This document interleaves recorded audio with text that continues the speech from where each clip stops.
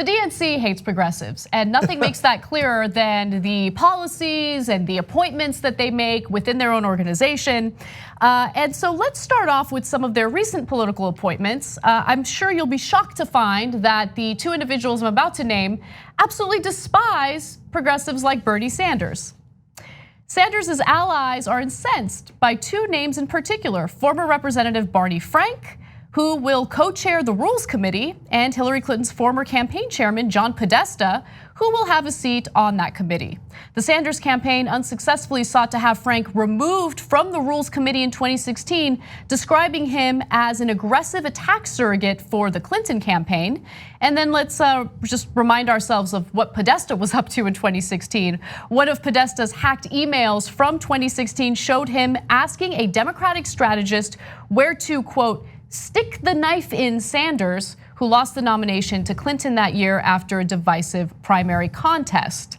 So I have more on this story, but I'm not surprised that the DNC would be up to these types of games. Remember, this is the Rules Committee, and they're the ones who serve as gatekeepers when it comes to this election, at least for the Democratic side. And if they wanted to, they could totally try to destroy any particular candidate, namely the one who is leading in every single poll right now, and that's Bernie Sanders. Yeah, so if Bernie Sanders wins the nomination at the convention, he takes over the party. That's how it works. Anyone who wins the nomination takes over the party. And he could immediately relieve the chair of duty. You're free to go, okay? Now, knowing Bernie, he won't do that, which drives me crazy. You don't know that. Okay. You don't know that. Well, I hope he does, but all these cute little games 5 weeks before we know who's going to be president. And it's no exaggeration, it's possible that the campaign goes beyond Super Tuesday, but it's actually more likely that we'll know by Super Tuesday who's gonna win the nomination. That's 5 weeks away. Oh, you wanna be cute? All right, be cute, what difference does it make? Okay, I put a couple of guys who hate Bernie Sanders on a couple of rules committees, etc. And by the way, I know what difference it makes. They're hoping that it's a brokered convention, which never happens because everybody in Washington is stuck in 40, 50 years ago. All politics is local. Tip O'Neill said that. Yeah, Tip O'Neill said that before there was the internet. Anyway, and before there was no local newspapers left. So they're like, yeah, there'll be a brokered convention like there was in 1968 or something, and then we'll have Barney Frank on the Rules Committee and he'll rig it against Bernie Sanders. We got this thing figured out, okay? You got nothing figured out. Bernie's leading in Iowa, New Hampshire, and California. 5 weeks left, okay? Enjoy your little games until then. So one DNC member, her name is Yasmin Taib, said this to The Hill: there's a very small number of appointments of allies to Senator Sanders. Of course. The appointments also include individuals that are outright hostile to Bernie Sanders and his supporters. It's not the message the DNC should be sending to the grassroots right now when we're all working aggressively to defeat the racist in the White House. So I want to stop for a second, because I think that this is really the ultimate test for the Democratic establishment. Yep. Do they really represent what they publicly claim they represent, or do they actually represent what we have been suspecting, which is they use disenfranchised groups as political tools for their convenience? They pretend like they care about racism, they pretend like they care about women's rights, they pretend like they care about the LGBTQ community, but when push comes to shove, they will fight a progressive who challenges their power and the entire power structure that they have enjoyed and exploited for their entire political careers. They're gonna fight that person more aggressively than they would fight someone like Donald Trump. So, because Donald Trump, sorry to interrupt, let me just finish. Donald Trump doesn't threaten their power. Yep. In fact, Donald Trump has helped them with their fundraising. Donald Trump has helped them with their tax cuts. Donald Trump has helped them maintain the type of lifestyle that they've enjoyed. Nothing's really changed fundamentally in their quality of life. Now, it's a very different story for the rest of America. So are they really gonna support Bernie Sanders, who does challenge all those things that they enjoy? I don't know, we'll see, it's the test of time. So it'll be interesting to see what Bernie Sanders does if he wins the nomination and gets control of the party, because he should not let any of these people fester inside the DNC. because they will look to undermine him at every turn, including in the election, knowing that if Bernie wins the election, they might personally be fired. Now, Trump can't fire them. In fact, they raise more money while Trump's in power. So when it comes to their personal careers, everything's on the line for them. So they have every reason to sabotage Bernie Sanders, even if he is the nominee. So if Bernie were to do the right thing, meaning the correct political calculation in order to defeat Donald Trump, he would go in and immediately clean house at the DNC. Oh man, let us whisper of a dream. Okay, here, I'll give you a fun way of thinking about it.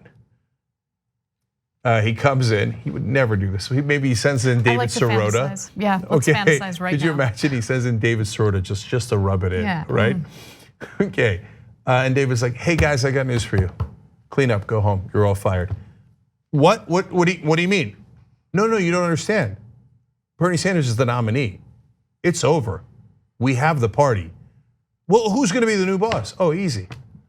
For the rest of the election, Nina Turner is the head of the DNC. Okay, because we're gonna fight Trump and we're gonna win. And you guys, I hate to break this to you, but this is a fact. You're the ones who lost last time. So we can't have a losing team. We need a winning team. So we're bringing in Nina to run the DNC. See you, wouldn't want to be you. Clean up, go home. Oh, there's so many, like, excuse my, or the imagery that comes along with this, but it's the best way I can describe it. Thinking of what could happen and how much this country could change for the best gives me political blue balls, right?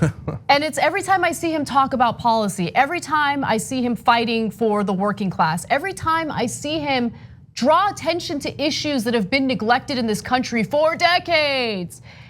I see what we could have, right? And we could have a better country, a stronger country, just an overall better place to live as Americans. We gotta fight for that because there aren't very many people in power helping us. In fact, they're working against us, and the DNC is an example of that. In fact, speaking of the DNC, I wanted to bring up one other thing.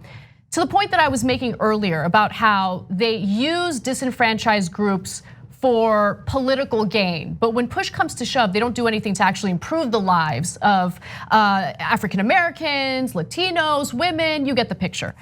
Look, the DNC has blacklisted any political campaign that looks to challenge a Democratic incumbent. Who do you think the incumbents are? They're white males, right? They're moderate white males.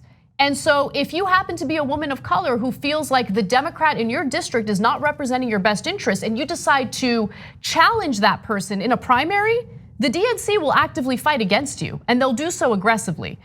So I wanna read a quick excerpt from Brenda Carter's piece in The Hill. It's an opinion piece, but she makes such a great point. Since so many incumbents are white males, the demographics of the Democratic Party can only change if primary voters get the chance to pick fresh faces, such as Representatives Ro Khanna, Alexandria Ocasio-Cortez, and Ayanna Pressley, each of whom ousted a white male incumbent. The DCCC's refusal to work with companies and consultants who support candidates running against the status quo will further stall the party's growth. So look, so do they really care about these groups of people? Do they actually care about representation in Congress? Because their actions prove otherwise, but they never hesitate to point fingers and accuse their political opponents of sexism or racism. They certainly do that when it comes to Democratic challengers in these primaries. But their actions speak louder than words. Just keep that in mind. So one stunning stat, guess what percentage of the country is white male? Just think about it for a second. You know, your instinct might be to say something over 50%, which of course doesn't make sense because males themselves are under 50%. You would have that instinct because of the people in power that you constantly see on television. The reality is white males are only 30% of the country. Now, do you want to know what percentage of elected officials they are? 62%. So when you protect incumbents, you protect that disparity.